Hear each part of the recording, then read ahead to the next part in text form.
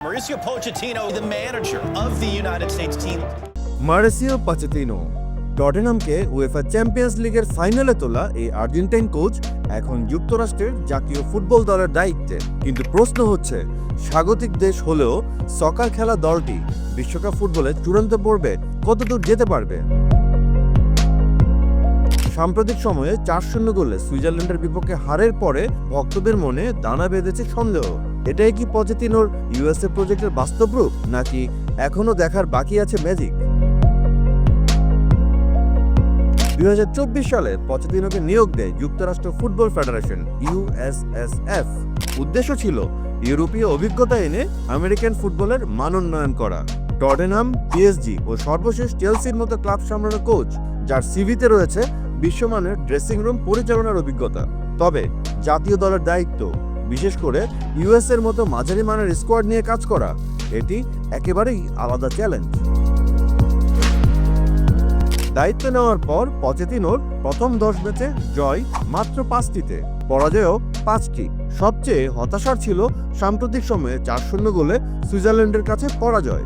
এই ফলাফলগুলো কেবল পরিসংখ্যান নয়, এগুলো ভবিষ্যতের আশঙ্কার ইঙ্গিত দেয়, বিশেষ করে যখন বিশ্বকাপের মতো প্রতিযোগিতা একদম দরজায় কড়া নাড়ছে।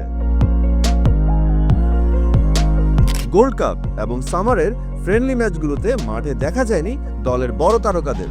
Christian Pulisic, Weston McKennie, Timothy Weah, Gio Reyna, Yunus Musah, Antonee Robinson এরা সবাই ছিল অনুপস্থিত। কেন? পচেতিনো জানালেন বিশ্বকাপের আগে তাদের বিশ্রাম দরকার।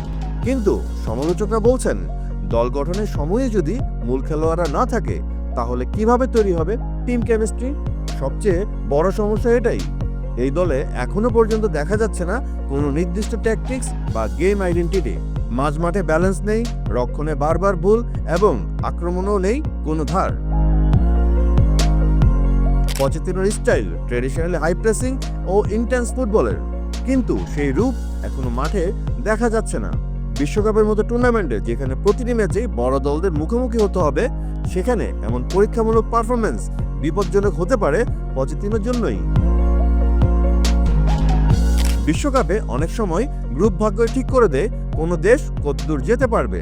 যুক্তরাষ্ট্র যদি তুলনামূলক সহজ গ্রুপে পড়ে, তাহলে হয়তোবা দ্বিতীয় রাউন্ডে যেতেও পারে। কিন্তু যদি আর্জেন্টিনা, ফ্রান্স বা জার্মানির মতো বড় দলের সাথে পড়ে, তাহলে গ্রুপ থেকেই বিদায় নিতে হতে পারে।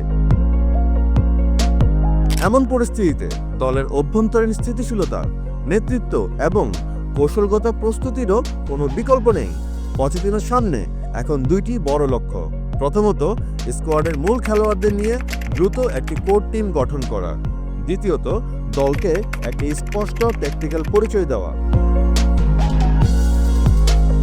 পুলিসিচ, ব্যাকেনি, রেনার মতো খেলোয়াড়দের সঙ্গে নতুন প্রজন্মের মিশেল হলে দলটির কিছুটা হলেও সম্ভাবনা বাড়বে।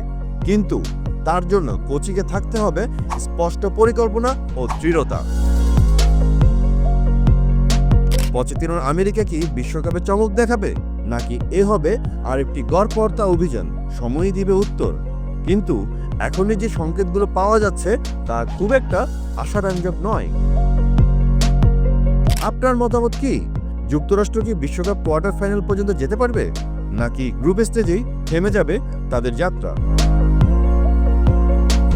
ফুটবল মানেই আবেগ, আর বিশ্বকাপ মানেই সীমাহীন স্বপ্ন, দেশপ্রেম, উল্লাস আর কান্না।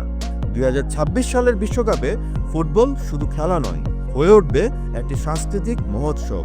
আর সেই উৎসবে যোগ দিতে প্রহর গুনছেন কোটি কোটি ফুটবল ভক্ত দর্শক। সময়ের স্রোতে এগিয়ে আসছে ২০২৬ সাল, যা হবে বিশ্ব ফুটবলের নতুন সূর্যোদয়। এখন ভক্তদের অপেক্ষার পালা, শুধু কিছু প্রশ্নের উত্তর মেলাতে। সেখানেই জানা যাবে আয়োজক দেশ হিসেবে বিশ্বকাপে যুক্তরাষ্ট্র কতদূর যেতে পারে। উত্তরটা সময়ই দিবে। আর তার আগ পর্যন্ত আপাতত প্রশ্ন একটাই, বিশ্বকাপ পর্যন্ত পচেতিনোর চাকরি থাকবে তো? কমেন্টে জানিয়ে দিতে পারেন আপনার মতামত। ভিডিওটি ভালো লাগলে লাইক দিন, শেয়ার করুন আর আমাদের চ্যানেল বাংলা ফ্লো সাবস্ক্রাইব করুন। একই সঙ্গে যুক্ত হতে পারেন বাংলা ফ্লো এর ফেসবুক পেজ, ইনস্টাগ্রাম ও টিকটকেও।